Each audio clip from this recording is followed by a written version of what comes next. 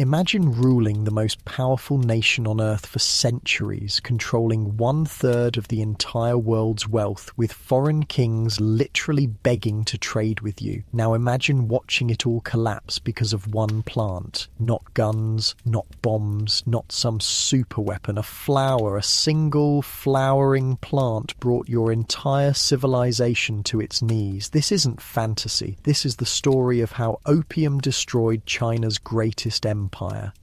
In the 1700s, China was the undisputed economic superpower of the world. European monarchs were desperate to get Chinese goods, but the Chinese emperor basically yawned and said, "We don't need anything you barbarians make." Fast forward just 100 years, and China was carved up by foreign powers. Millions of its people were addicted to drugs, and its 2,000-year-old imperial system was crumbling. This is how it happened. Hey, quick thing before we start. If you actually listen to these regularly, hit like or subscribe. I always wonder where everyone's at, so comment your city and what time it is. Weird to think some of you are having breakfast in England while I'm recording this at night, here in the States. Alright, let's head back to Qing Dynasty China. But hold on, get comfortable first. I mean it. Fix your pillows, grab that blanket. This one's worth settling in for.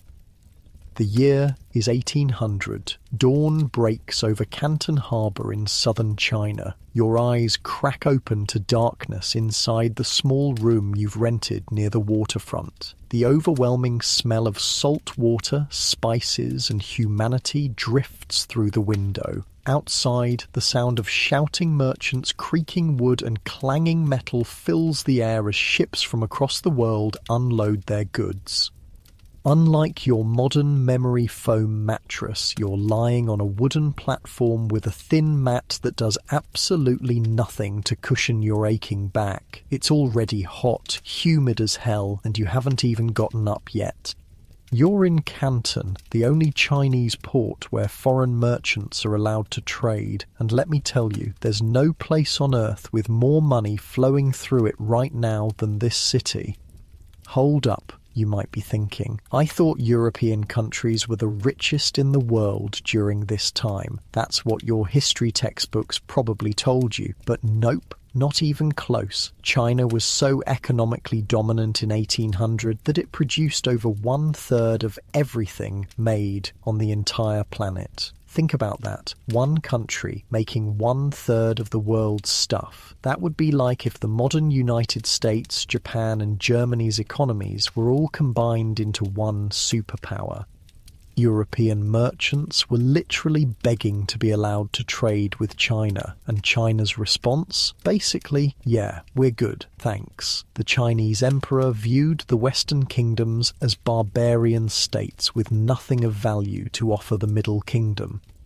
But what about all their cool inventions? Well, from China's perspective, they'd invented pretty much everything worth inventing already. Paper, Chinese. Printing, Chinese. Gunpowder, Chinese. Compass, Chinese. Porcelain so fine you could see through it. Silk so luxurious, European nobility would bankrupt themselves to own it. All Chinese. When foreign merchants arrived in Canton, they weren't treated as equals. They were barely tolerated, and the trading system was set up to keep it that way.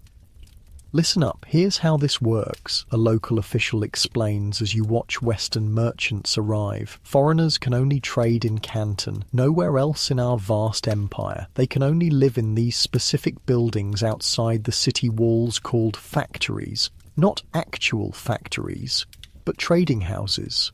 They cannot bring their wives or families. They cannot learn Chinese. They cannot travel into the Chinese interior. And most importantly, they can only trade through the approved Chinese merchants known as the Hong merchants. The most powerful of these Hong merchants is a man named Hao Kwa, and oh my god, this guy is rich, not just wealthy, not just successful businessman rich, we're talking the richest man on the planet rich. His personal fortune is estimated at around $26 million, which doesn't sound that impressive until you realise that's like multiple billions in today's money. The dude literally had rooms filled with silver. During a fire in 1822, witnesses described rivers of silver flowing through the streets as Hauqua's vaults melted in the flames. You're at the harbour watching a British East India Company ship unload, and you spot him, Hauqua, dressed in elegant silk robes, directing his army of clerks and assistants. His hands are clasped behind his back as he watches crates of silver being carried off the ship. "That's how the trade works," whispers a merchant standing next to you. "We bring silver, they give us tea, silk, and porcelain." It seems like a simple enough system. Europeans and Americans want Chinese luxury goods, especially tea, which had become an absolute obsession in England. The Chinese don't want European goods in return, so the Westerners pay in silver. The problem for the Western traders is that this arrangement is draining their treasuries dry. "We can't keep shipping all our silver to China," the merchant continues. "England's running out of the bloody stuff." You can see the frustration on the faces of the British traders. They're making money selling Chinese goods back home, but the trade imbalance is unsustainable. They need something the Chinese will buy, and that's where our story really begins, because the British found something that would turn this entire system upside down: opium. You see an unusual ship anchored in the harbour, flying no flags. The local Chinese seem to be avoiding it, yet small boats occasionally slip out to it under cover of darkness. "Turkish and Indian opium," the merchant explains. "Technically illegal in China, but..." He shrugs. Opium wasn't new to China.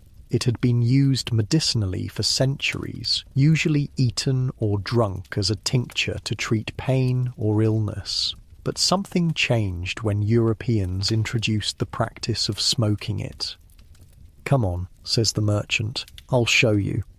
He leads you through the crowded streets to a nondescript building a few blocks from the waterfront. Inside, the air is thick with sweet, acrid smoke. Men lie on wooden platforms, their eyes half closed as attendants prepare pipes for them. The pipes themselves are works of art, long stems with ornate metal bowls. You watch as an attendant heats a small ball of dark, sticky opium over a flame until it bubbles, then places it in the pipe bowl for a waiting customer. "One puff and your troubles fade away," the merchant says. "Two puffs and you're floating, three and you're in paradise." What you're witnessing is the beginning of something catastrophic. At this moment, opium is still primarily smoked by the wealthy elite. Government officials, rich merchants, men of leisure, it's a luxury drug, a status symbol. But that's about to change. The merchant leans in closer. The British East India Company has opium plantations all across Bengal now. They're producing thousands of chests of the stuff every year. And guess where it's all coming? He nods toward the harbour. A chest of opium contained about 140 pounds of the drug. In 1800, around 4,500 chests were being imported to China. That's 630,000 pounds of opium. And demand was growing. The following morning, you're back at the harbour. The activity is frenetic, goods moving in all directions, silver flowing into China, luxury goods flowing out. It's the most successful trading arrangement in the world, but it's balanced on a knife's edge. As you watch, a group of British merchants stands apart from the others, talking intently. You recognise one of them, William Jardine, a former ship's surgeon turned merchant. Next to him is his business partner, James Matheson. These two Scotsmen would eventually found Jardine, Matheson and Company, one of the most profitable drug smuggling operations in history. "The Chinese want to keep us confined to Canton," Jardine is saying, "but with fast clipper ships we can deliver opium all along the coast." You're witnessing the planning of what would become the most successful drug smuggling enterprise in history, and the Chinese government has no idea what's coming.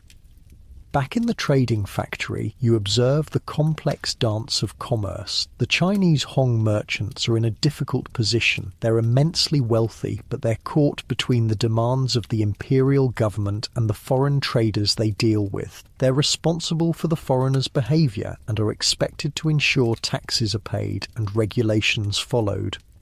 Hao Kwa is clever, someone comments. He's investing much of his fortune overseas through his American partners. He doesn't trust the imperial officials not to seize it. Smart move on his part, because the system that's made him the richest man on earth is about to come crashing down. Later that day, you're invited to a banquet hosted by Hao Kwa himself for his American trading partners. It's an extraordinary honour rarely extended to foreigners. His mansion is a vision of luxury, exquisite gardens, priceless antiques, and a banquet that stretches on for hours with dozens of exotic dishes. 15 courses, an American merchant whispers to you. Bird's nest soup, shark fins, pigeon eggs. This feast alone probably cost more than most people make in a year. What's fascinating is the relationship between Hao Kwa and these American traders. They've developed a genuine friendship and mutual respect that transcends business. The Americans help manage Hao Kwa's overseas investments, and he gives them preferential treatment in Canton. As the evening winds down, Hao Kwa raises a toast to prosperity and friendship between our peoples. Everyone drinks, but there's tension in the air. The Americans know what's coming with the opium trade, and they're conflicted. One of them, Robert Bennett Forbes, would later write to his wife, "I made my first fortune by the same," referring to opium, while acknowledging the drug was demoralizing the minds and destroying the bodies and draining the country of money. The merchants are already getting rich, but they have no idea how much wealthier and how much more destructive this trade is about to become. Back in your room that night, you lie on your uncomfortable bed, the sounds of the harbour drifting through the window. You've witnessed Canton at the height of its glory, the centre of global trade, where the world's wealth flows through the hands of merchants like Hao Kwa.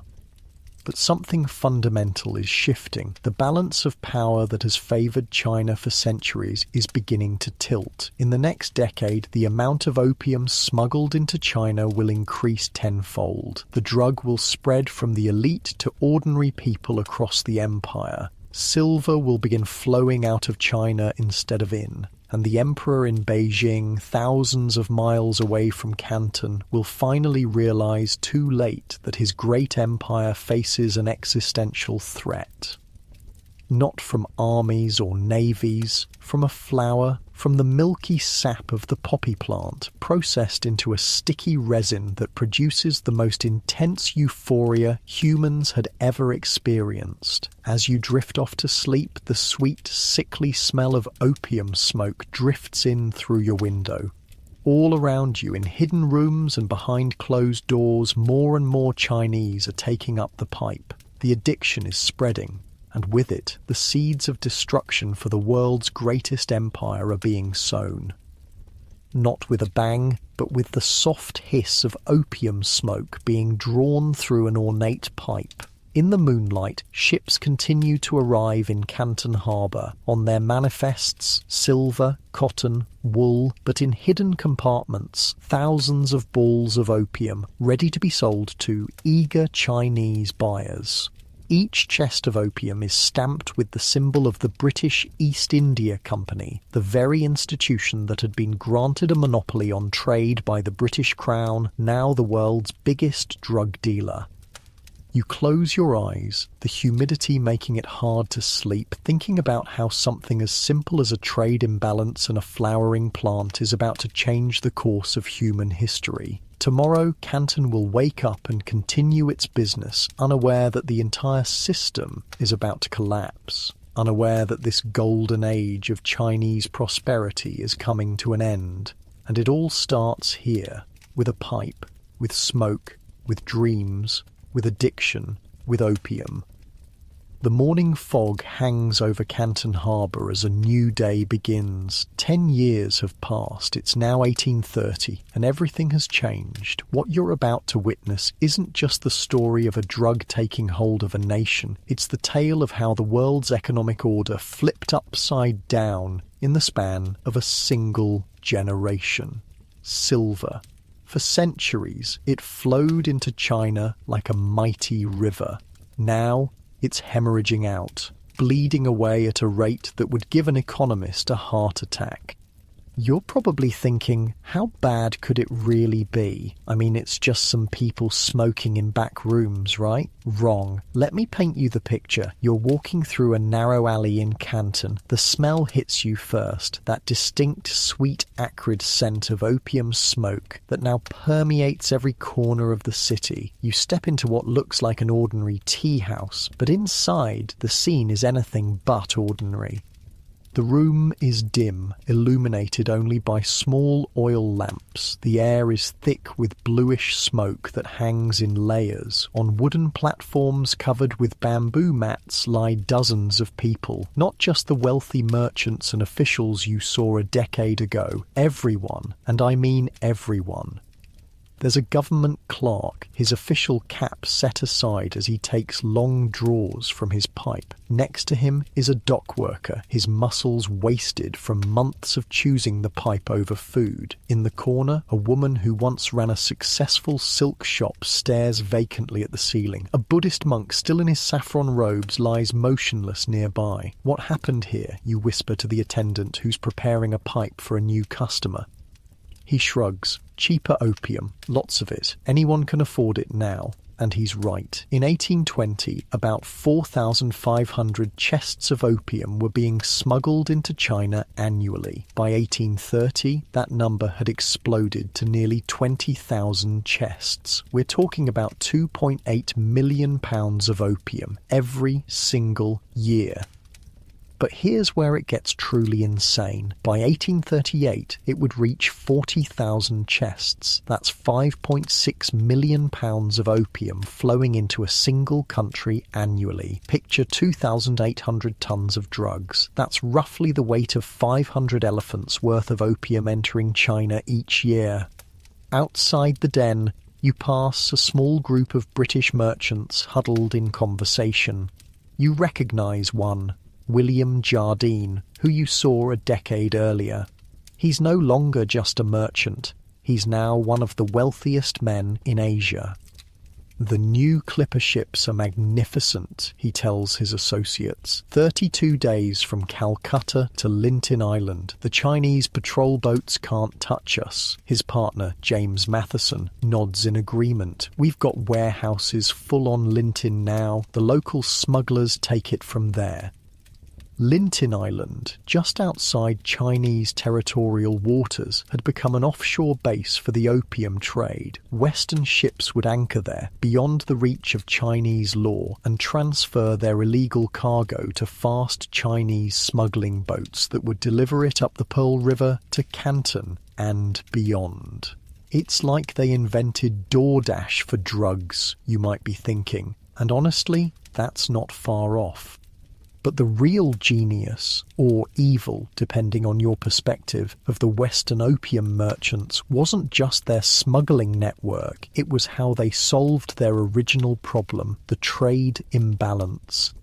Here's how it worked now. British merchants would grow opium in India, controlled by the British East India Company, ship it to China and sell it to Chinese smugglers for silver. Then they'd use that silver to buy Chinese tea, silk and porcelain. The trade deficit had flipped. Now silver was flowing out of China at an alarming rate. You witness a meeting between Hao Kwa and several other Hong merchants. The stress on their faces is evident. The price of silver has doubled in 10 years, one says grimly. Our currency is collapsing. Hao Kwa nods, his expression grave. The provincial government demands we stop the opium trade, yet their own officials are the biggest customers. My cousin's entire village near Suzhou has fallen to the pipe, another merchant adds. The fields lie untended, no one works anymore. This is the brutal reality of what's happening. In areas where opium has taken hold, productivity collapses, fields go unplanted, workshops sit empty, people sell everything they own, their tools, their furniture, even their land, to buy more opium. As you walk through Canton, you notice something else. The city seems poorer than a decade ago. Despite all the trade, despite all the activity, there's a sense of decay. Buildings that were once pristine are now crumbling. People who once seemed prosperous now appear gaunt and desperate. What's happening to the city? You ask a local shopkeeper. He glances around nervously before answering. Silver leaves, nothing comes in to replace it. Even the provincial officials are struggling to collect taxes. The economic impact was devastating. China had been on a silver standard, meaning its currency was backed by silver. As silver flowed out of the country to pay for opium, the value of money plummeted and inflation soared. Imagine if the US dollar lost half its value in just a few years. That's what the Chinese were experiencing.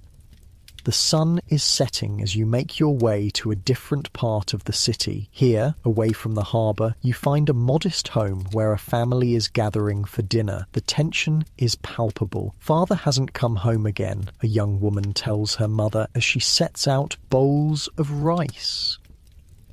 He's at the smoking house. The mother's face is lined with worry and resignation. Your brother, too. 3 days now. He sold his fishing nets, the daughter says quietly. What will he do when he has nothing left to sell? The mother has no answer. This scene was playing out in countless homes across China. Addiction was tearing families apart, destroying livelihoods and weakening the very fabric of society. Meanwhile, across town, American merchants are calculating their profits at Russell and Company, one of the largest American trading firms in Canton. We cleared $200,000 on the last shipment, one says, checking his ledger. Turkish opium isn't as good as the Indian variety, but the margins are better. Another merchant looks troubled. My father writes from Boston asking if the trade is moral. He's heard the missionaries' reports about the suffering. Warren Delano made a fortune in this trade, the first replies, referring to the grandfather of future US President Franklin Delano Roosevelt. Nobody questions his morality back in America. He's not wrong. The fortunes being made in the China trade, much of it from opium, were financing the Industrial Revolution back in America. The wealth from opium would eventually fund railways, factories, universities, and libraries. Some of America's most respectable families built their fortunes on the back of the opium trade. Look, the merchant continues, if we don't do it, the British will just take our share. At least we're bringing some of the wealth back to America. It's the classic rationalization. If I don't do it, someone else will. Might as well be me. Back at the harbour the next morning, you notice something new. Tension. Chinese soldiers are patrolling more aggressively. Officials are inspecting ships with greater scrutiny. The emperor in Beijing has finally noticed what's happening, explains a local guide. But it's too late. Too many people are involved in the trade now. Too many officials are addicted themselves. This was the terrible irony. By the time the imperial government in Beijing fully understood the extent of the crisis, many of the officials tasked with solving it were themselves addicted to opium. Imagine asking alcoholics to enforce prohibition. That's essentially what was happening. You've wandered into a tea house near the waterfront. The customers here are a mix of locals and foreign merchants. In one corner, you overhear two Chinese scholars in animated conversation. The barbarians bring poison and take our silver, one says bitterly, and our own people help them do it. What do you expect? Replies his companion. When I was a district magistrate in Jiangsu, my superior was smoking 3 pipes a day. How can we enforce the law when the law enforcers themselves are addicted? The first scholar leans forward. Do you know what I heard? In some villages in the interior, they're growing poppies now. Our own people growing the poison on our own soil. This was a new and frightening development. Domestic opium production was beginning in China itself, particularly in the southwestern provinces. It was still small compared to imports, but it was a sign of how deeply the opium economy had penetrated. Across the room, a group of British merchants are having drinks. One gestures toward the Chinese scholars. They blame us, but it's their corrupt officials who allow the trade to flourish, he says. We're just businessmen meeting demand. Exactly, his companion agrees. Nobody forces them to smoke. It's their choice.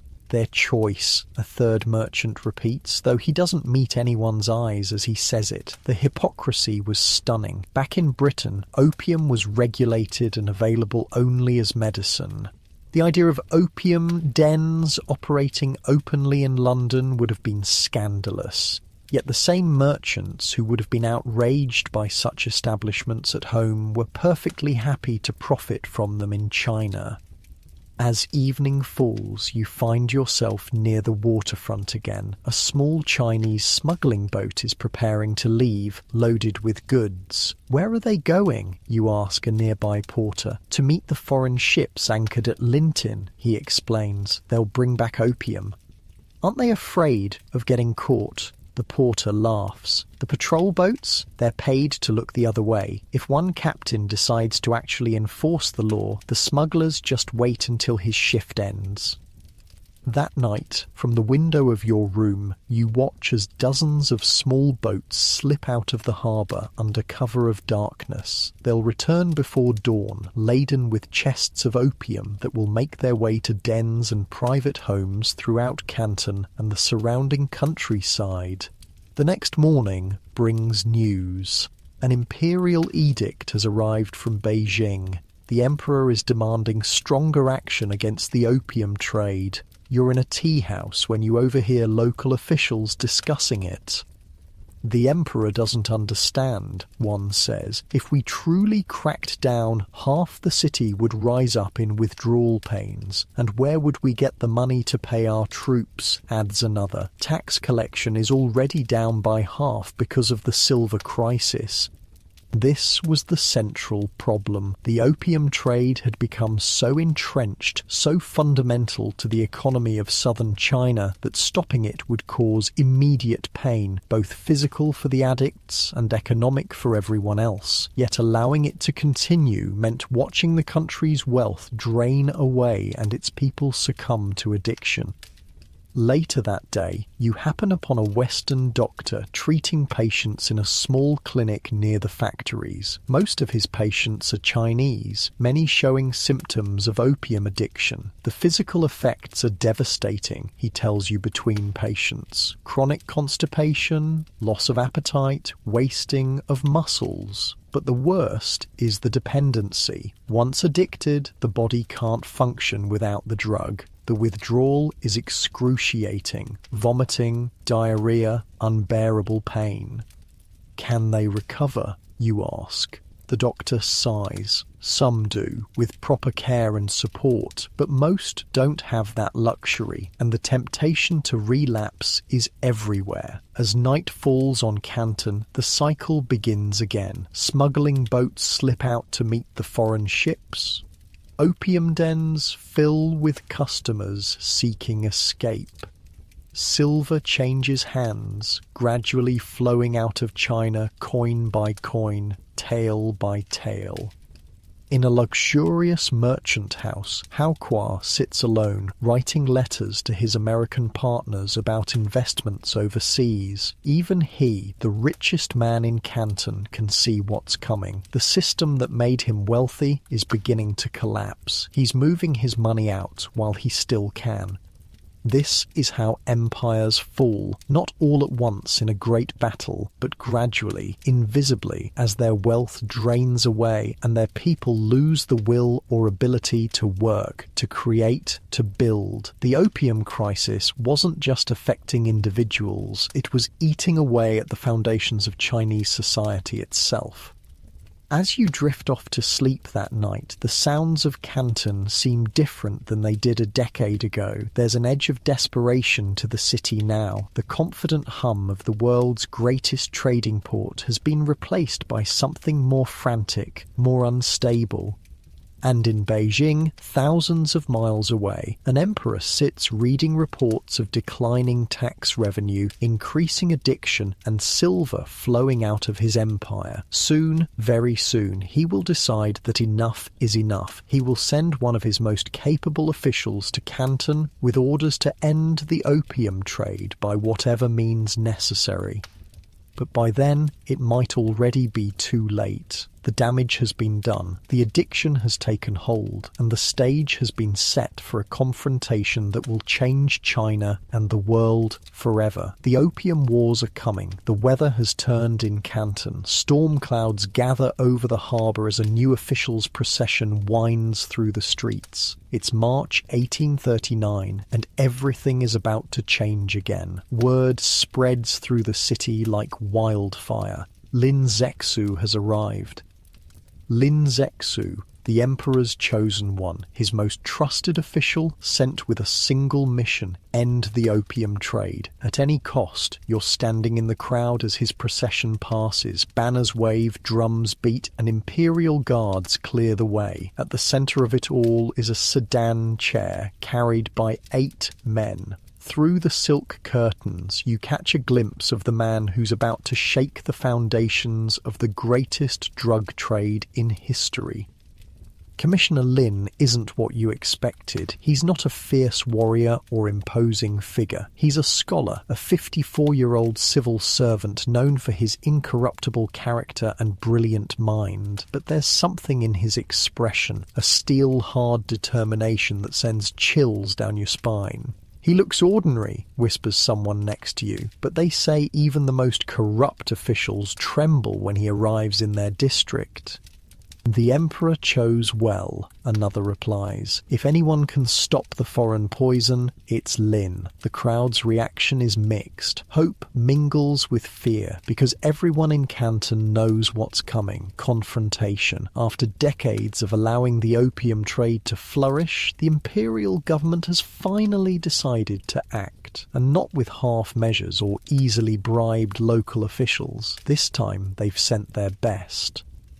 Later that day, you're sipping tea in a shop near the foreign factories when you overhear British merchants discussing the new arrival. "This Lin fellow has quite the reputation," one says nervously. "They call him the Iron-Handed Commissioner."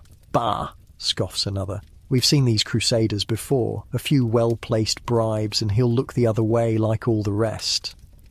The first merchant shakes his head. "I've heard this one's different, incorruptible, and he has the Emperor's full backing." "What's the worst he can do?" asks a third. "They need our trade too badly to risk any real action." Oh, how wrong they were. Within days of his arrival, Lin makes his intentions crystal clear. He orders the arrest of Chinese opium dealers, shutters smoking dens across the city, and demands that foreign merchants surrender all their opium stocks. The foreign community is stunned. This isn't the usual posturing they've grown accustomed to. This is deadly serious. You're near the harbour when you witness something extraordinary. Local officials leading a prominent Chinese opium dealer to the public execution ground. The man is weeping, begging for mercy, but there is none to be found. Commissioner Lin has decided to make examples of major dealers. "Holy shit," mutters an American merchant standing nearby. "He actually executed him right in front of the factories." This wasn't just for show. Within 2 weeks of his arrival, Lin has arrested over 1,700 Chinese dealers and confiscated thousands of opium pipes. Addicts are rounded up and forced into improvised treatment centres. The city is in turmoil.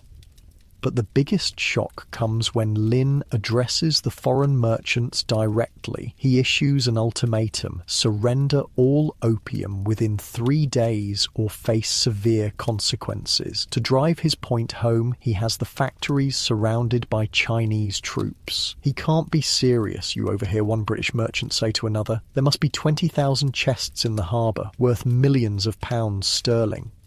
Jardine got out just in time, his companion replies. Sailed for London last month, left Dent and the rest of us to deal with this mess. That evening, you find yourself in a meeting of the foreign merchants. The atmosphere is tense. Charles Elliot, the British Superintendent of Trade, is trying to maintain calm, but panic is setting in. Gentlemen, I advise compliance, Elliot says. Commissioner Lin appears quite determined. Surrender millions in property, a merchant shouts, without compensation. It's robbery. Better than the alternative, another counters. He's threatened to cut off our trade entirely, maybe worse. The room erupts in argument. Some want to stand firm, believing Lin is bluffing. Others are ready to give in, fearing for their lives and livelihoods.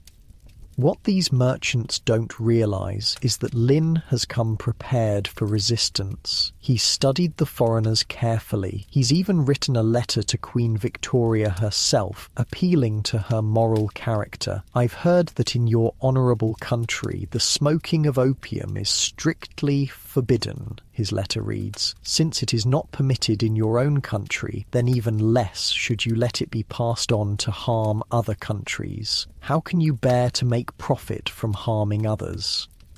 The irony is staggering. The British government strictly prohibited recreational opium use at home while simultaneously being the world's largest drug dealer abroad. The deadline passes. The foreign merchants have not complied. Lin makes his next move. All Chinese servants are ordered to leave the foreign factories. Food and water supplies are cut off. The foreign community finds itself under siege. This is an outrage, bellows a British merchant as he paces inside the increasingly squalid factory compound. They can't treat British subjects this way, but Lin is just getting started. He intensifies the pressure, making it clear that the foreigners will not be allowed to leave until they surrender their opium. After 6 tense weeks of standoff, Charles Elliot makes a fateful decision. He orders all British merchants to surrender their opium to him, promising they'll be compensated by the British government. He then hands over the opium to Lin. The numbers are staggering: 20,283 chests of opium. That's about 1,300 tons of the drug, with a street value of roughly £2 million sterling, about $250 million in today's money. Now comes the most dramatic moment of all. Instead of keeping the opium or selling it, Lin orders its complete destruction. You're among the witnesses to what happens next. At a beach near the village of Human, just outside Canton, workers construct huge trenches lined with stone. The opium chests are brought in by the hundreds. Under Lin's watchful eye, workers break open each chest, dump the contents into the trenches and mix it with salt and lime before flushing it out to sea with water.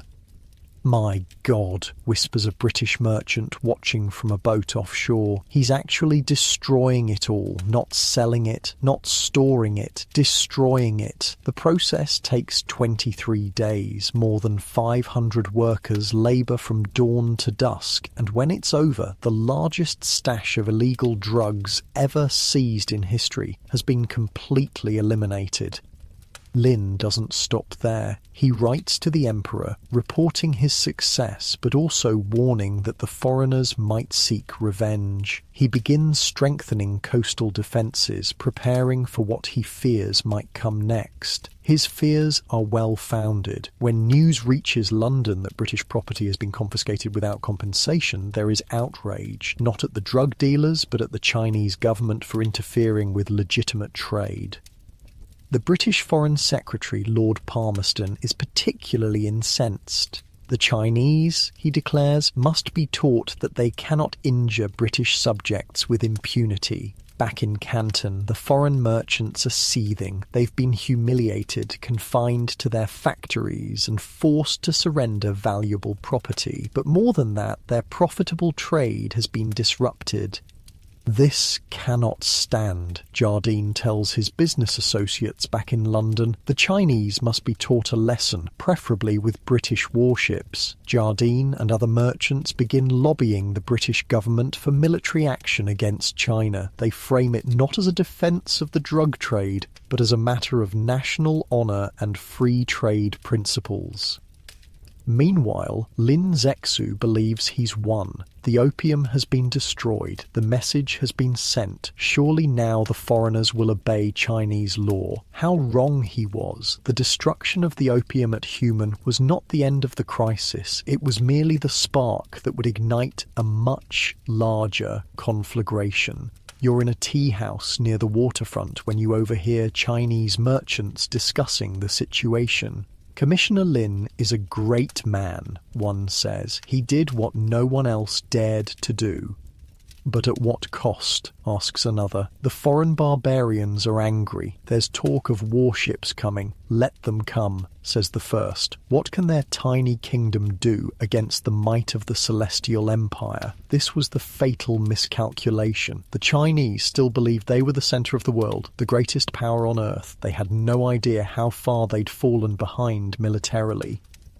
Meanwhile, Hao Kwa and the other Hong merchants find themselves in an impossible position. They're expected to control the foreigners, but have no real power to do so, and now they're being held personally responsible for the crisis. You witness Hao Kwa in conversation with Commissioner Lin. Even the richest man in Canton bows deeply before the Emperor's representative. The foreigners speak of war, Hao Kwa says quietly. Their warships have steam engines and iron hulls. Our junks cannot match them. You've grown too fond of these barbarians, Lin replies sharply. The Emperor's will is clear. No more opium. If they bring war, we will crush them as we have crushed barbarian invasions for thousands of years.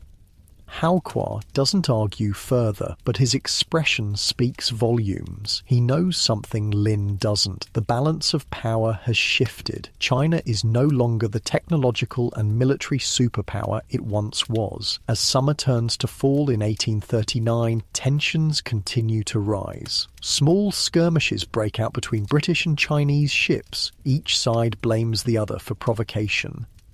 You're on the waterfront when a Chinese official reads an imperial edict. All trade with Britain is suspended. The British factories are to be closed. This is it, says a merchant standing next to you. War is coming.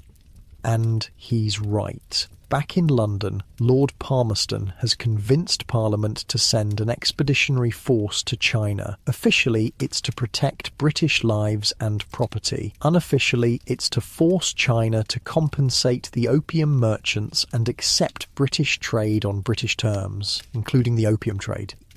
As 1839 draws to a close, you notice a change in Canton. The Chinese are preparing for war, coastal defences are being strengthened, troops are drilling, new cannons are being installed along the waterfront. But there's something else too, a sense of uncertainty. Deep down, many Chinese officials suspect they're not ready for what's coming. You're sitting in a small restaurant when you overhear two Chinese naval officers talking quietly. I've seen their ships, one says, iron-sided steamers with guns that can fire explosive shells. Our wooden junks won't stand a chance. Don't say such things, the other warns. It's defeatist talk. Commissioner Lin would have you reported. The first officer leans closer. I'm not being defeatist. I'm being realistic. We're not ready for this fight. This was the tragedy unfolding. Lin Zexu, for all his moral clarity and determination, didn't understand what he was up against. He believed China's size and historical greatness would prevail against what he saw as a small island nation of barbarians. The British rely on China for tea, Lin wrote to the Emperor. Without our tea, they would develop eye infections and their economy would collapse. They need us more than we need them. It was a fundamental misunderstanding of the global situation. Britain was no longer a minor kingdom seeking trade privileges. It was becoming the world's dominant industrial and naval power. As the year ends, you witness one last meeting between Hao Kuo and his American trading partners. The mood is somber. War is coming, Hao Kuo tells them. The British have already decided, but Commissioner Lin doesn't see it. "What will you do?" asks one of the Americans. Hao Kuo sighs. "What can I do? I am caught between the Emperor's hammer and the British anvil. I've moved as much of my wealth overseas as possible. Now I can only wait and hope some of my businesses survive what's coming." The Americans exchange glances. They've already decided to remain neutral in the coming conflict. American ships will continue to trade with China even as British warships bombard Chinese ports. "This didn't have to happen," one of the Americans says quietly. "If we hadn't brought the opium, if not you, someone else would have," Hao Kuo replies. "The desire for profit is the same in all men, east or west. As 1839 gives way to 1840, the die is cast. British warships are already en route to China. The first shots of what will become known as the First Opium War are about to be fired." And Commissioner Lin? His determination remains unshaken. He continues to arrest opium dealers, strengthen defences, and prepare for a confrontation he believes China can win. "We have right on our side," he tells his officers. "The Celestial Empire has stood for thousands of years. We will not bow to barbarian demands to poison our people." His moral clarity is admirable. But in the coming war, moral clarity will prove no match for explosive shells and steam-powered warships. The greatest drug bust in history, the destruction of 20,000 chests of opium at Human, was supposed to end the opium crisis. Instead, it triggered a chain of events that would accelerate China's decline and change the balance of power in Asia for the next century. As you watch Chinese troops drilling on the waterfront, their spears and matchlock muskets gleaming in the winter sun, you can't help but wonder if they have any idea what's coming. They're preparing to fight a war from the previous century, not understanding that warfare itself has been transformed by the Industrial Revolution.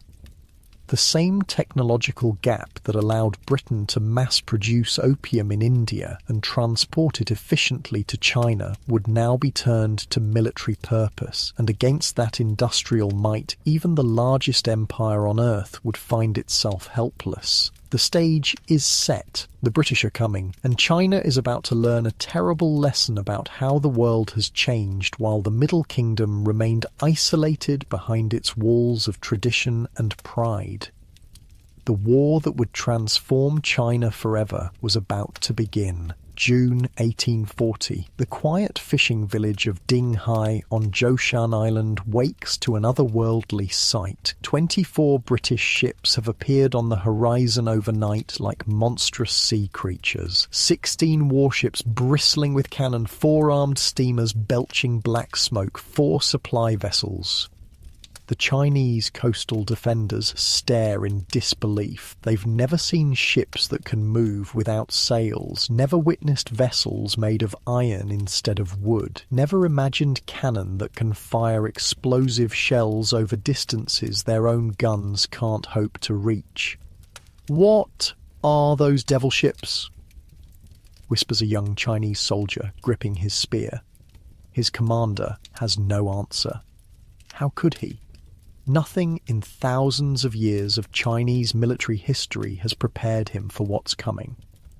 You're witnessing the beginning of the First Opium War, watching from a fishing boat offshore as the British fleet takes position. What's about to unfold isn't just a battle, it's the violent collision of 2 worlds, one clinging to ancient traditions, the other transformed by the Industrial Revolution. The outcome was written before the first shot was fired.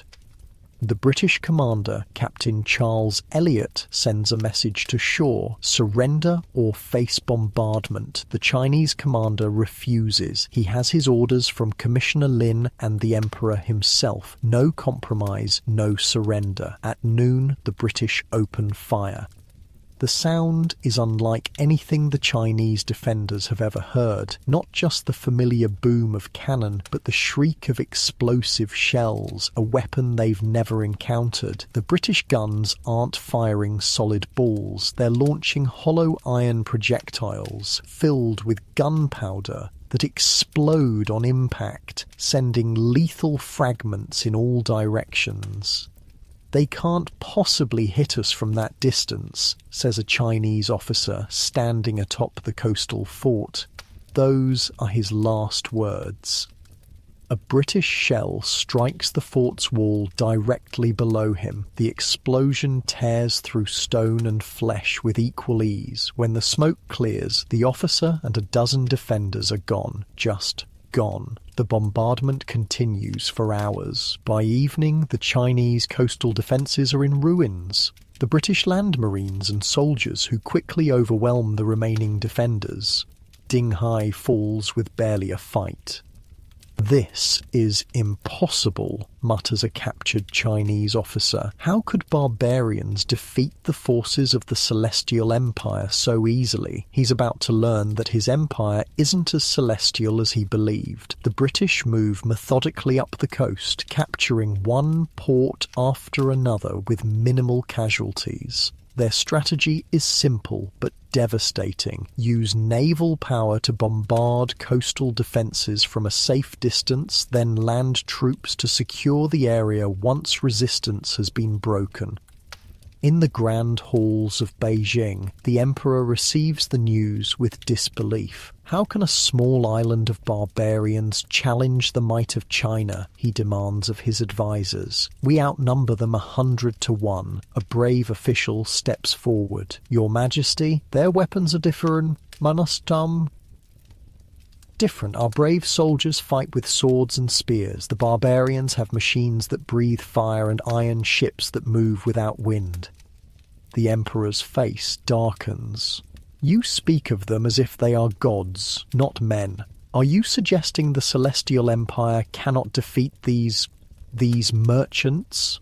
No one dares answer directly. To suggest China might lose this war would be seen as treason, but the truth is becoming impossible to ignore. The technological gap between China and Britain isn't just a matter of better weapons. It represents an entirely different way of understanding the world. Back on the coast, you've managed to get aboard a Chinese war junk as a translator. From this vantage point, you witness the Battle of Kowloon. If battle is even the right word for such a one-sided affair, the Chinese fleet consists of war junks, large wooden sailing vessels with cannon that can fire iron balls about half a mile. They're arrayed in a defensive formation near the shore, ready to repel the British attack. Then you see it, the HMS Nemesis approaching through the morning mist. The Chinese sailors point and murmur in a mixture of fear and awe. They've heard rumours about this demon ship, but seeing it is something else entirely. The Nemesis is Britain's secret weapon, an iron-hulled, steam-powered warship specifically built for this war. It draws only 6 feet of water, allowing it to navigate the shallow coastal waters. It's armed with 2 32-pounder guns that can fire explosive shells, 2 6-pounder guns, and a battery of Congreve rockets. But what truly terrifies the Chinese sailors is that it moves directly against the wind, belching black smoke like some monster from their worst nightmares. "It's a fire devil ship," whispers the Chinese captain. "How can we fight such a thing?" The battle begins. The Chinese junks fire their cannon, but most shots fall short or bounce harmlessly off the Nemesis's iron hull. In return, the British ship launches rockets that scream across the water before exploding among the Chinese fleet. Then it fires its cannon, sending explosive shells into the packed formation of wooden vessels. The carnage is appalling. One Chinese ship explodes when a shell hits its powder magazine. Another catches fire and burns to the waterline, its crew jumping overboard only to drown in their heavy armour. A third is torn apart by rockets, splinters of wood slicing through the sailors like knives. Within an hour, the battle is over. The Chinese fleet is destroyed or scattered. The nemesis is barely scratched. "We never stood a chance," the Chinese captain tells you as he orders his surviving crew to abandon ship. "Our generals and admirals trained to fight the wars of our ancestors. The British are fighting with weapons our children's children couldn't imagine." This scene repeats itself along the coast as the British move northward, destroying Chinese forces at Canton, Amoy, Ningpo and beyond. It's not just a military defeat, it's a psychological one. The Chinese worldview, that they are the centre of civilization surrounded by barbarian states, is being shattered by iron and fire. By January 1841, the British have blockaded the Pearl River and effectively cut off Canton from the sea. Commissioner Lin, who had been so determined to end the opium trade, finds himself blamed for provoking a war China cannot win. The emperor, needing a scapegoat, dismisses him from his post and sends him into exile. Lin was too harsh with the barbarians. You overhear an imperial official telling another in Canton, "Now we pay the price for his pride." But he was only following the emperor's orders. The other replies quietly, "Shh, such talk is dangerous. The emperor is divine and makes no mistakes. It was Lin's failure in execution, not the emperor's policy, that brought this disaster upon us."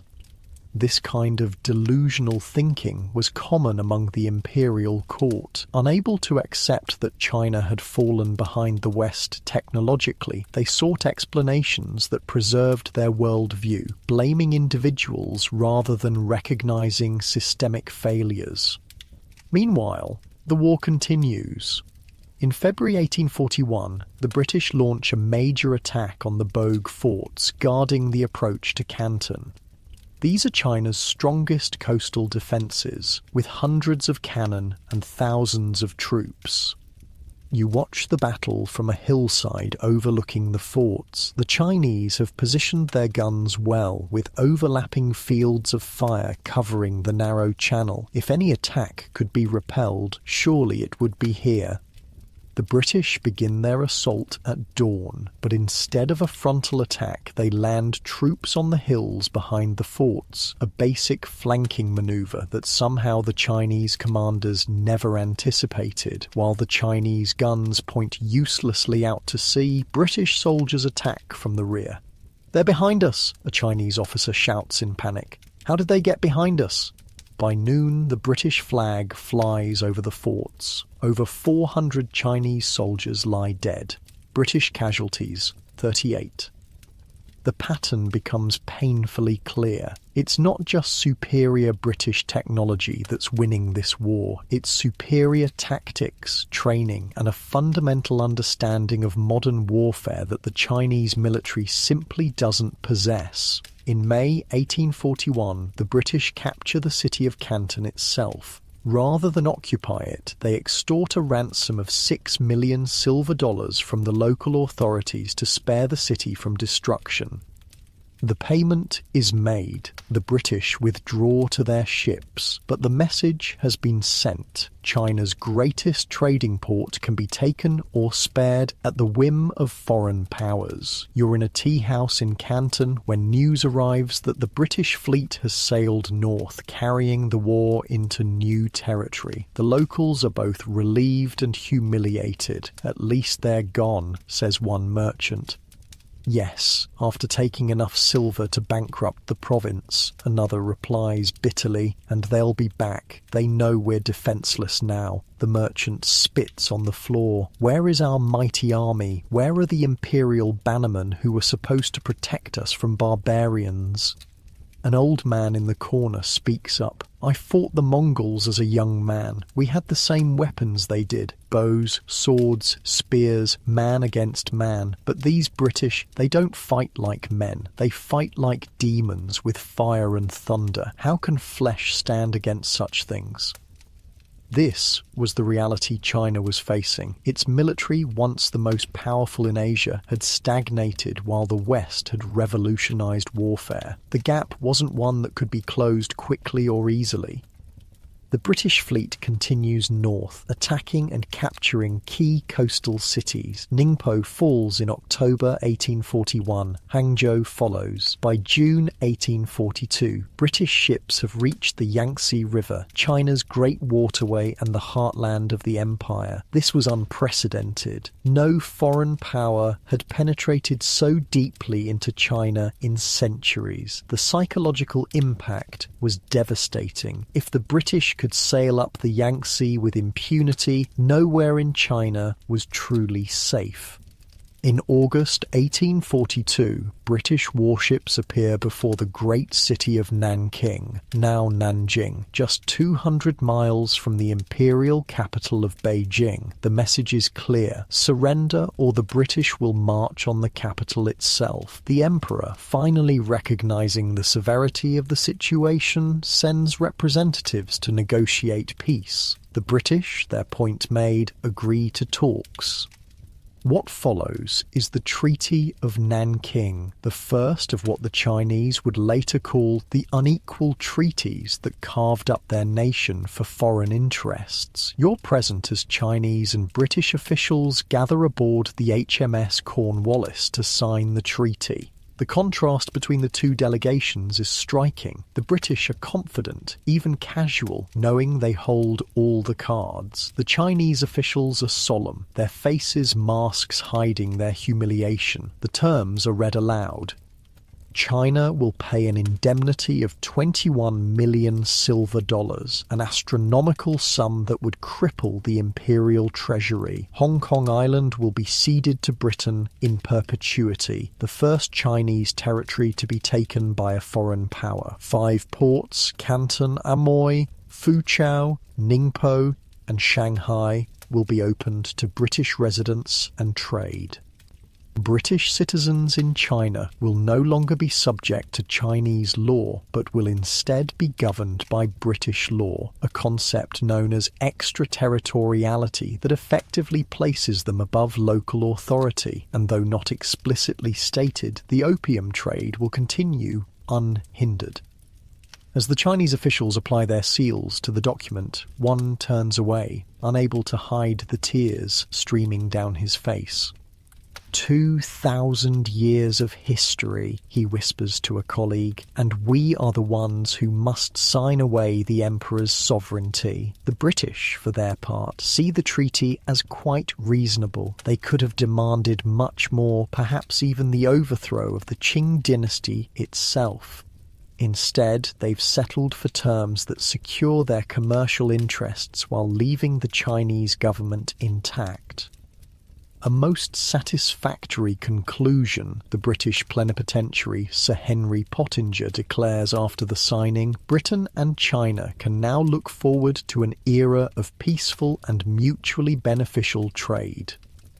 The Chinese don't share his optimistic view. For them, the Treaty of Nanking isn't the end of a conflict, but the beginning of what they will come to call the Century of Humiliation, a period when China, once the centre of the world, is reduced to a semi-colonial state carved up by foreign powers.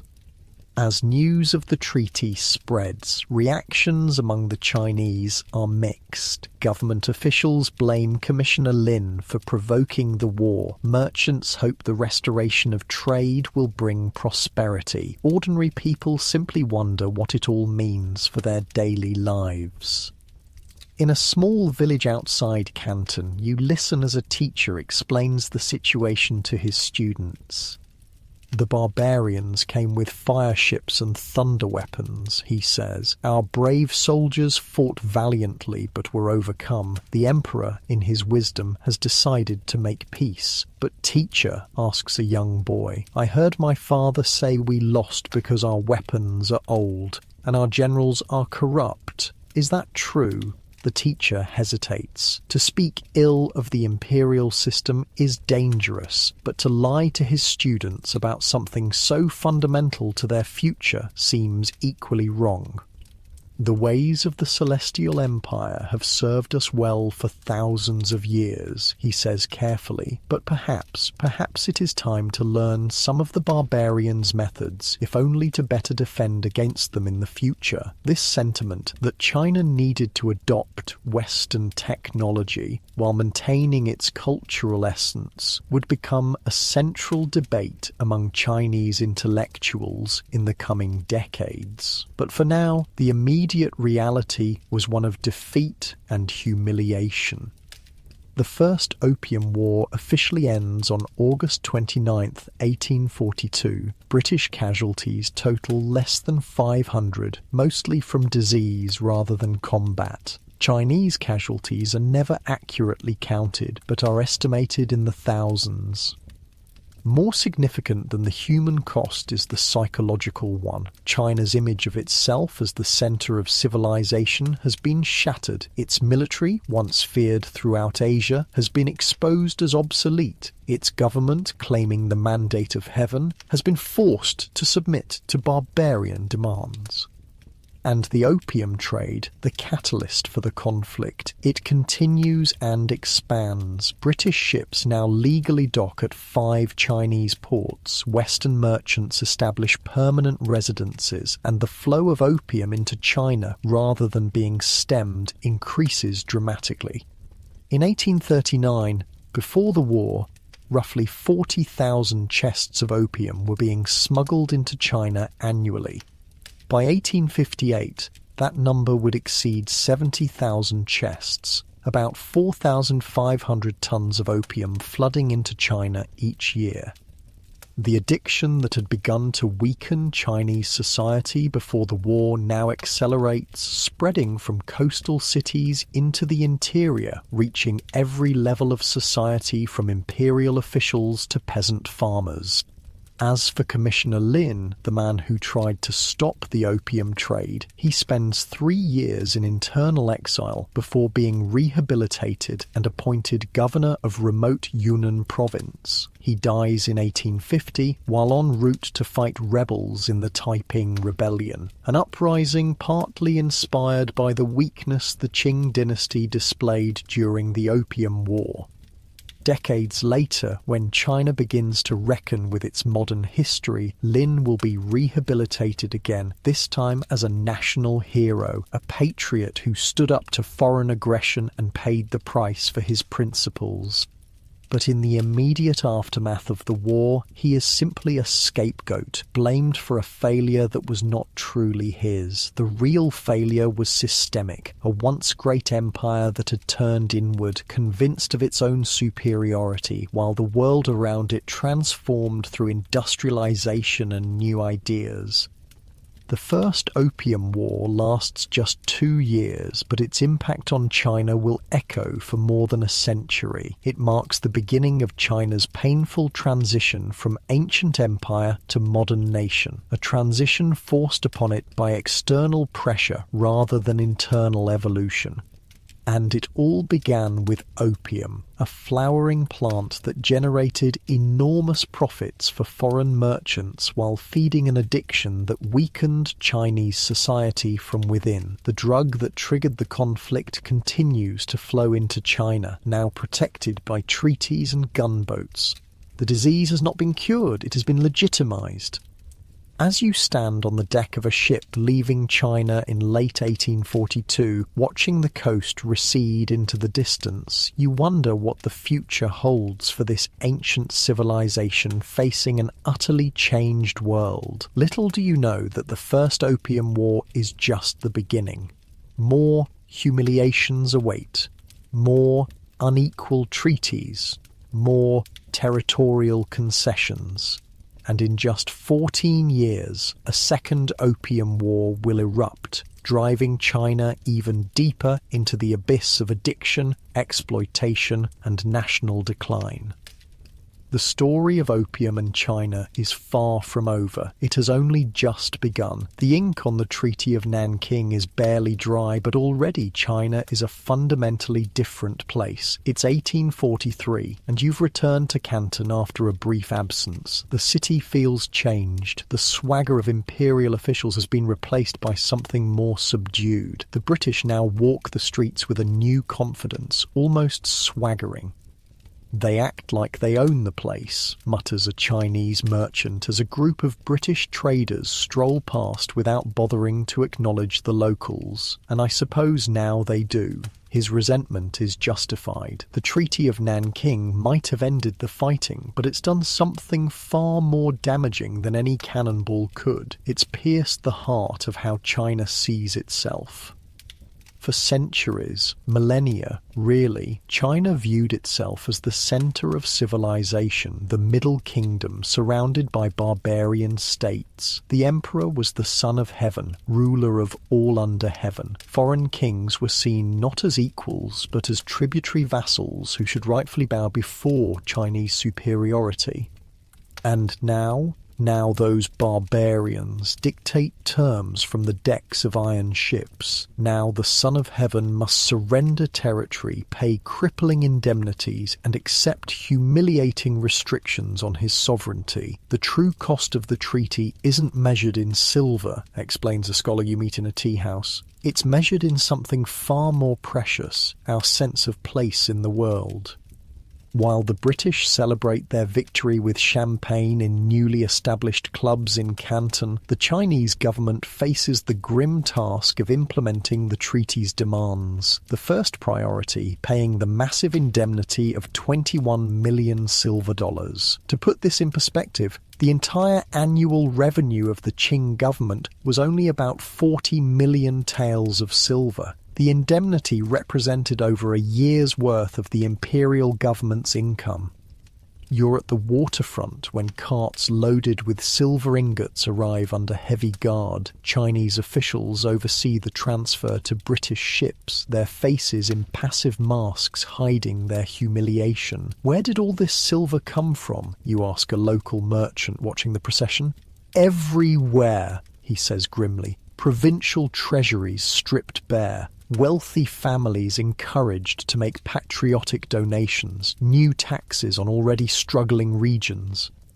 The merchant points to a group of peasants watching from a distance. They'll feel it worst. When officials can't collect enough regular taxes to meet their quotas, they impose new ones. The yamen runners will squeeze blood from stones to get it. This was the bitter reality. The burden of paying for China's defeat would fall most heavily on those least responsible and least able to bear it, ordinary farmers and workers already living on the edge of subsistence. Meanwhile, the British take possession of Hong Kong Island, a sparsely populated rocky outcrop that most Chinese officials considered nearly worthless. "A barren island with hardly a house upon it," scoffed the emperor's representatives during negotiations. But the British saw what the Chinese didn't, a perfect deep-water harbour strategically located at the mouth of the Pearl River, a jumping-off point for further expansion into China. Within years, Hong Kong would begin its transformation from fishing village to one of the world's great commercial centres, all under the British flag. "Mark my words," says a British merchant watching the Union Jack being raised over Hong Kong for the first time. "In 50 years, this rock will be the jewel of the Orient." The treaty's impacts extend far beyond Hong Kong. 5 Chinese ports, Canton, Amoy, Foochow, Ningpo and Shanghai, are designated as treaty ports where foreigners can live and trade freely. Within these enclaves, the British, and soon other Western powers, establish their own little colonies, complete with European architecture, laws and customs. You visit Shanghai in 1845, just a few years after it becomes a treaty port. The transformation is already stunning. Where once stood Chinese shops and homes, Western trading houses now dominate the waterfront. Union Jacks and other foreign flags fly above imposing new buildings constructed in European styles. It's like they cut out a piece of London and dropped it here, remarks a Chinese companion showing you around. Most jarring of all is the invisible line dividing the European settlements from the Chinese city. Cross into the foreign concessions and suddenly the streets are wider, cleaner, patrolled by foreign police. Cross back and you return to narrow alleys, traditional architecture and Chinese jurisdiction. But even that jurisdiction is now limited by one of the treaty's most humiliating provisions: extraterritoriality. Western citizens in China are not subject to Chinese law. If they commit crimes, even against Chinese victims, they can only be tried by their own consular courts under their own laws. A British sailor killed a Chinese porter last week, your companion tells you as you walk past a British police station. Drunk, ran him down with a cart. If a Chinese had done that to another Chinese, he'd be executed. But the sailor, 3 months in jail, then sent home. They call that justice. This two-tier legal system creates a sense of untouchability among foreigners and deep resentment among the Chinese. Incidents of foreigners abusing their privileged status become common, each one further stoking Chinese anger. But perhaps the most devastating consequence of the treaty isn't written explicitly in any of its articles. It's what's not written. Any prohibition on the opium trade, after fighting a war ostensibly to stop British merchants from selling opium, China now finds itself unable to prevent the very trade that started the conflict. In fact, the opium trade doesn't just continue after the war, it explodes. By 1850, annual imports have nearly doubled from pre-war levels to about 50,000 chests. By 1858, they'll reach 70,000 chests. What was once smuggled under cover of darkness now arrives openly at the treaty ports, protected by British gunboats and the threat of renewed conflict if Chinese officials interfere.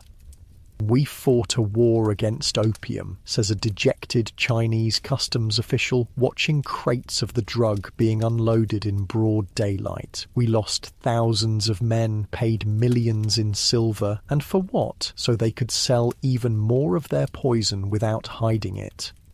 The human cost is visible everywhere. Opium dens multiply across China, no longer confined to coastal cities, but spreading inland along trade routes. Addiction rates soar. Productivity plummets in regions where opium use becomes endemic. Families are devastated as breadwinners spend their income on the drug rather than food or necessities.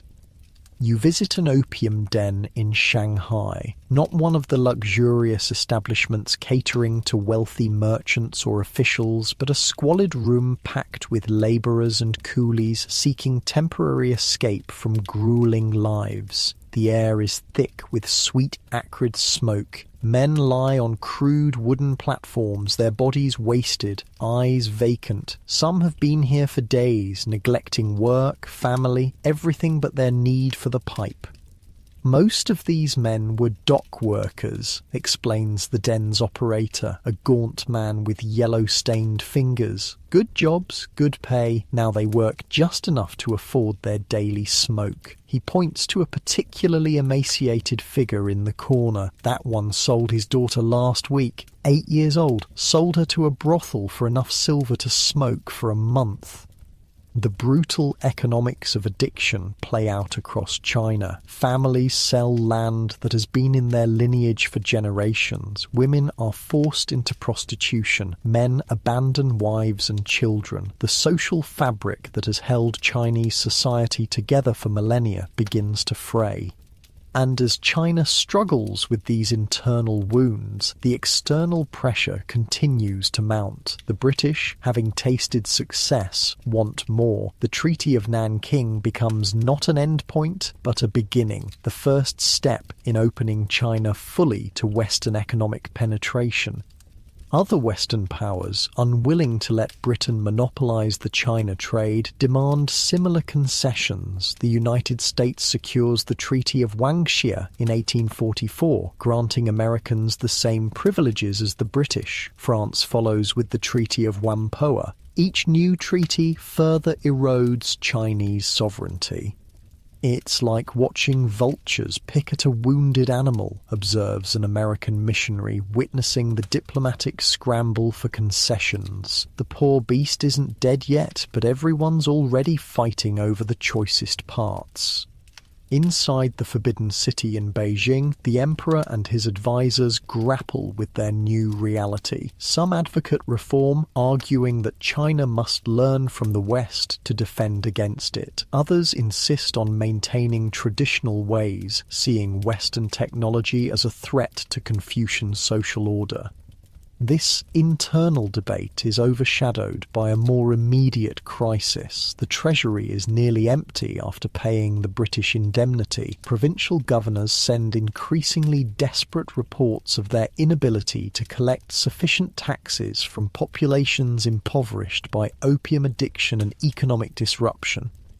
The people have nothing left to give, reads one memorial to the throne. They sell their possessions, then their land, then their children. When all else is gone, they turn to banditry or rebellion. Signs of unrest begin to appear across the empire. Secret societies long suppressed by imperial authorities gain new followers among those discontented with the government's weakness in the face of foreign aggression. Religious movements with apocalyptic visions find fertile ground among peasants seeking any explanation for their suffering. In the south, a failed scholar named Hong Xiuquan begins having visions after repeatedly failing the imperial examinations. He becomes convinced he is Jesus Christ's younger brother, sent to rid China of both the Manchu demons who rule as the Qing dynasty and the foreign devils who push their opium and religion. His movement, which will become known as the Taiping Rebellion, begins gathering followers in Guangxi province in the late 1840s. By 1850, it will explode into the deadliest civil war in human history, claiming an estimated 20-30 million lives over 14 years. The foreigners broke China with their opium and gunboats, a Taiping recruit tells you when you encounter their forces in 1851. Hong Xiuquan will make it whole again. He will drive out the Manchus and the foreign devils and create a heavenly kingdom of great peace. The Taiping Rebellion is just one of multiple uprisings that rock China in the aftermath of the First Opium War. The Nian Rebellion in the north, the Muslim rebellions in the southwest, the small sword society in Shanghai all reflect the weakening grip of a dynasty that has lost the mandate of heaven in the eyes of many of its subjects. Against this backdrop of internal chaos, the Western powers continue pressing for more concessions. British merchants and officials, unsatisfied with the limited access granted by the Treaty of Nanking, demand more treaty ports, deeper access to China's interior, and legalization of the opium trade. When the Qing government resists these demands, tensions rise again. In October 1856, Chinese officials in Canton board a British-registered ship called the Arrow and arrest several Chinese crew members suspected of piracy. The British consul demands their release, claiming the ship is under British protection. The Chinese refuse, noting that the ship is Chinese-owned and was flying no flag at the time of the boarding. The Arrow incident becomes the pretext for what will be known as the Second Opium War.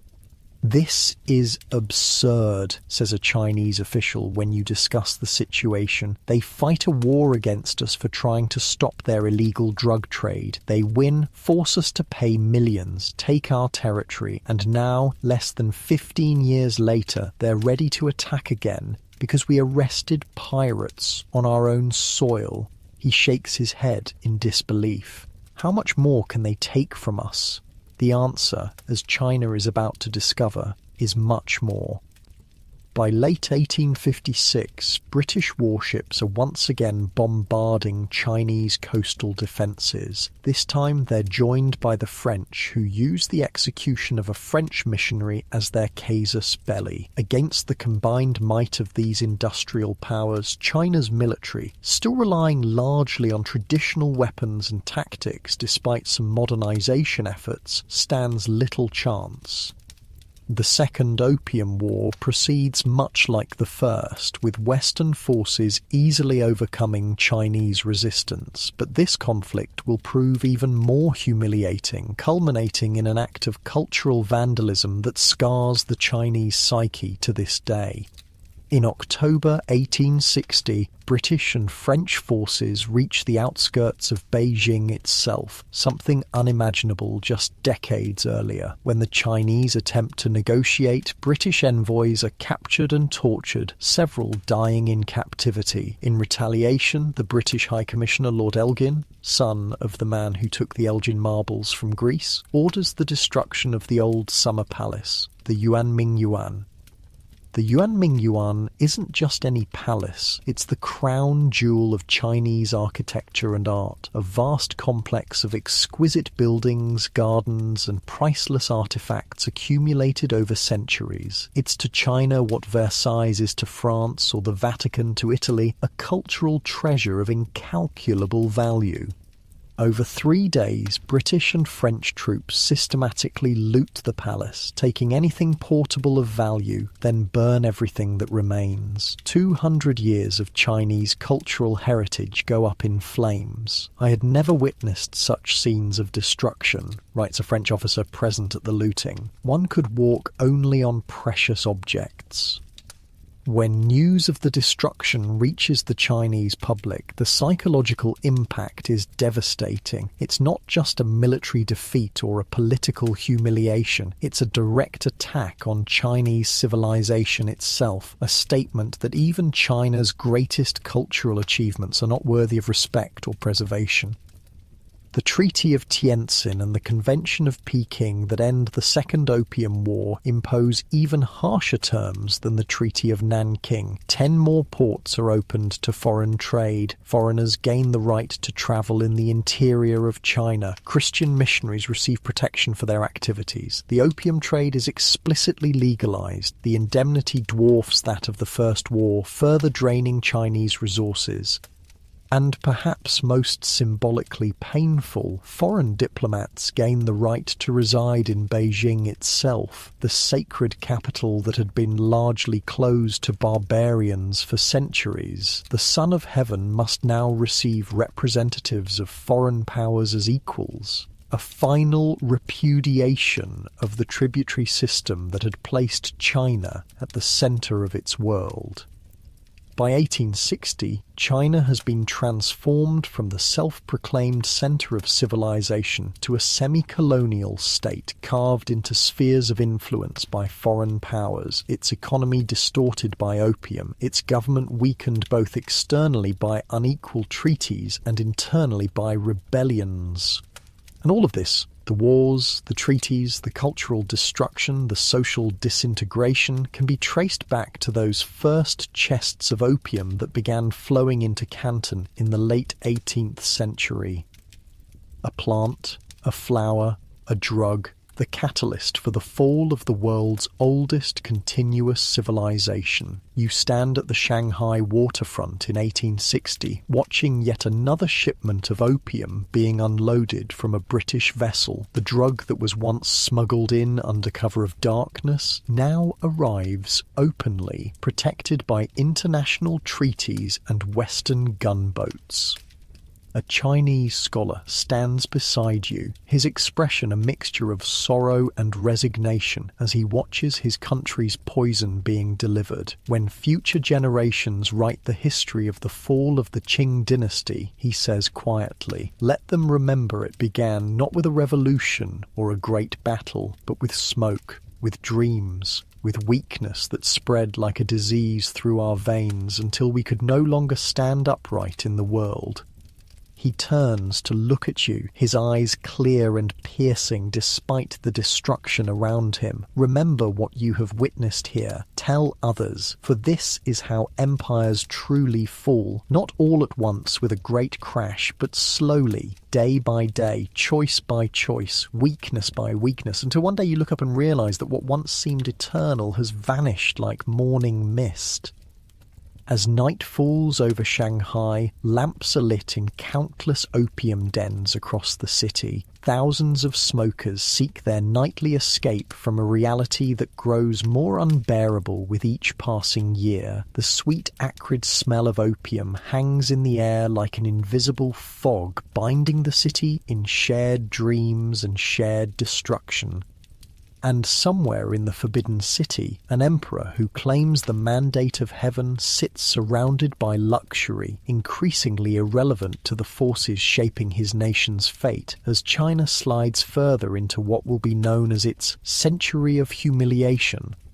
The Opium Wars are over. The Greater War, China's struggle to reclaim its sovereignty, rebuild its strength, and redefine its place in a world transformed by industrialization, has only just begun, and the shadow of the poppy will hang over this struggle for decades to come. The year is 1875. 15 years have passed since the Second Opium War ended. You're travelling through Yunnan province in southwestern China, far from the treaty ports and foreign concessions of the coast. But even here, in this remote mountainous region, you can't escape the legacy of opium. The hillsides, once covered with rice paddies and vegetable plots, are now blanketed with a different crop. Fields of poppies stretch as far as the eye can see, their delicate pink and white flowers belying the devastation they represent. Beautiful, aren't they? Says your local guide, gesturing toward the flowers. Terrible, but beautiful. You stop to talk with a farmer tending his poppy field. His hands are stained with the sticky brown residue from scoring the seed pods to collect the sap. I grew rice for 20 years, he tells you, wiping sweat from his brow. Could barely feed my family. Now I grow poppies, and for the first time I have silver to spare. But don't you worry about contributing to addiction, you ask? The farmer looks at you with tired eyes. The foreign devils brought the poison to China. They got rich. Why shouldn't Chinese farmers have a share? Besides, he adds quietly, if I don't grow it, someone else will. This is the cruel irony of what's happened in the decades since the Opium Wars. Having failed to keep foreign opium out, China has begun producing its own. By the 1870s, domestic production has overtaken imports. By the end of the century, China will produce 85% of the opium consumed within its borders. The foreigners succeeded beyond their wildest dreams, explains a provincial official over dinner that evening. They didn't just addict our people to opium, they addicted our economy to it. He's not exaggerating. In many provinces, opium has become the cash crop that pays the taxes that keep local governments functioning. Attempts to suppress it meet fierce resistance not just from farmers, but from officials who depend on opium revenue. Last year, Beijing sent an inspector to reduce opium cultivation in the province, the official continues, lowering his voice. Within a week, he owned 3 new houses and was seen smoking in the best dens in the provincial capital. The fields remain untouched. This corruption extends throughout the system. The Qing dynasty, once the world's most powerful empire, now struggles to control even its own officials. The central government issues edicts that are ignored in the provinces. Reforms are announced but never implemented. Modernization efforts start and stop, hampered by lack of funds and entrenched resistance. Meanwhile, the Western powers, having opened China's doors through the opium trade, now walk through them with impunity. They're no longer content with treaty ports. They want railways, mines, factories, the economic colonization of China. You travel to Shanghai in 1880 and find a city transformed. The humble fishing village of a century earlier has become a booming international metropolis dominated by foreign interests. The Bund, Shanghai's waterfront, is lined with imposing European-style banks, trading houses and consulates. The streets are patrolled by police from multiple countries. Signs in English, French and German are more prominent than Chinese characters. "This isn't China anymore," says a local merchant as you walk along the Bund. "This is a piece of Europe built on Chinese soil." He points across the Huangpu River to the old Chinese city. Its traditional buildings and narrow streets are stark contrast to the international settlement. "That's where most Chinese live," he says. "Crowded, poor, still struggling with opium. Meanwhile, the foreigners grow rich on our trade, our labour, our land." This pattern repeats itself across China. Foreign concessions in treaty ports become islands of Western privilege amid Chinese poverty. Western businesses operate under advantageous treaties that Chinese competitors can't match. Western missionaries spread Christianity, undermining traditional beliefs. Western ideas challenge Confucian orthodoxy, and beneath it all, opium continues its work, weakening the social fabric, draining wealth and reducing productivity. By the 1890s, the carving up of the Chinese melon, as diplomats callously term it, accelerates. Russia seizes influence in Manchuria, Germany takes Shandong, France claims parts of the southwest, Britain expands from Hong Kong into the new territories. You witness a meeting of foreign diplomats in Peking in 1895, shortly after China's humiliating defeat in the Sino-Japanese War, a conflict that shocks the world by showing that even Japan, once a tributary state that learned civilization from China, has now surpassed its former teacher in military power.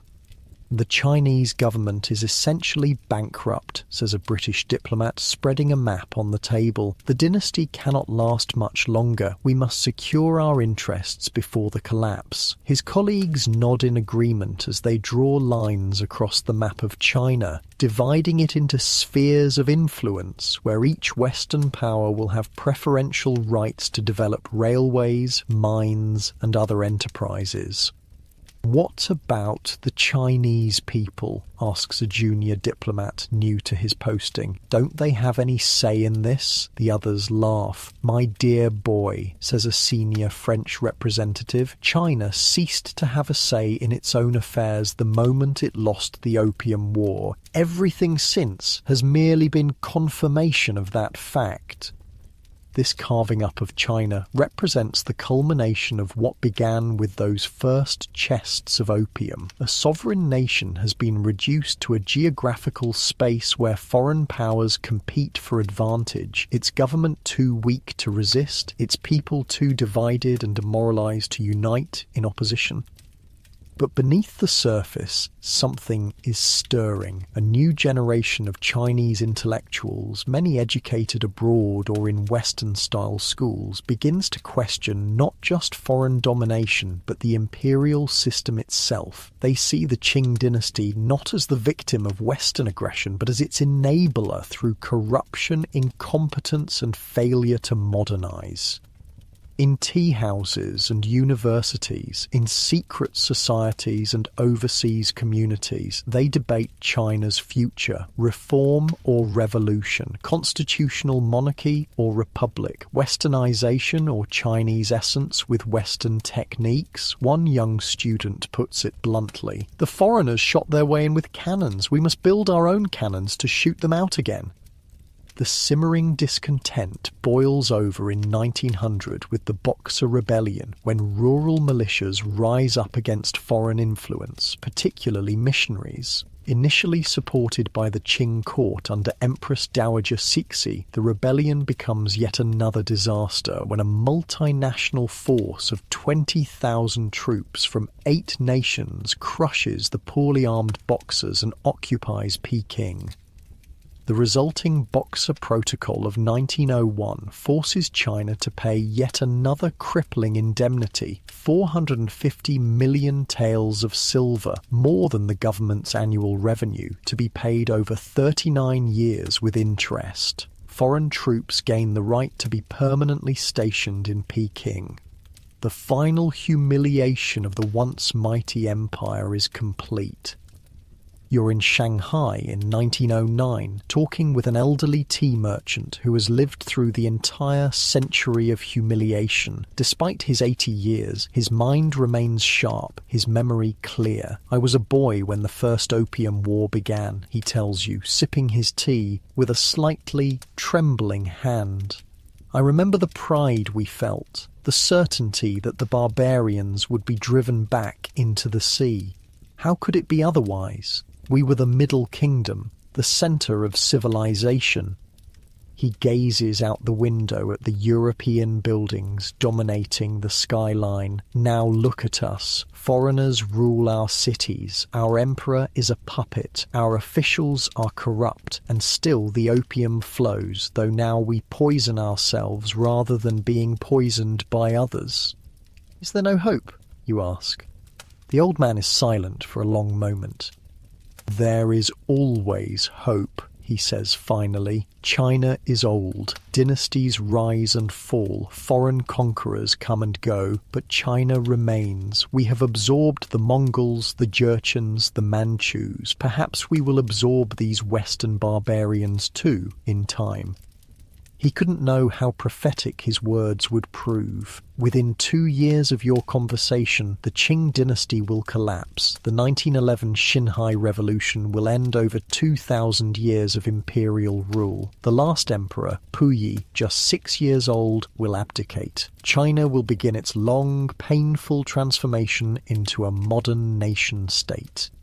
But the legacy of opium and the unequal treaties will continue to shape China's development and its relations with the world. The new Republic of China inherits a country devastated by addiction, divided by foreign spheres of influence, and traumatized by a century of humiliation.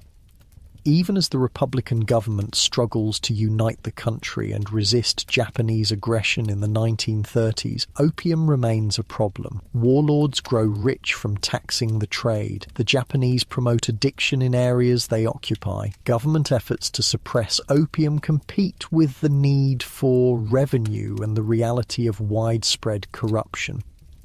Not until the communist victory in 1949 will China finally, effectively end the opium epidemic that began with those British merchant ships in the early 19th century. Through harsh suppression, mass treatment programs, and fundamental social reorganization, the People's Republic will accomplish what the Qing dynasty could not: the eradication of widespread opium addiction.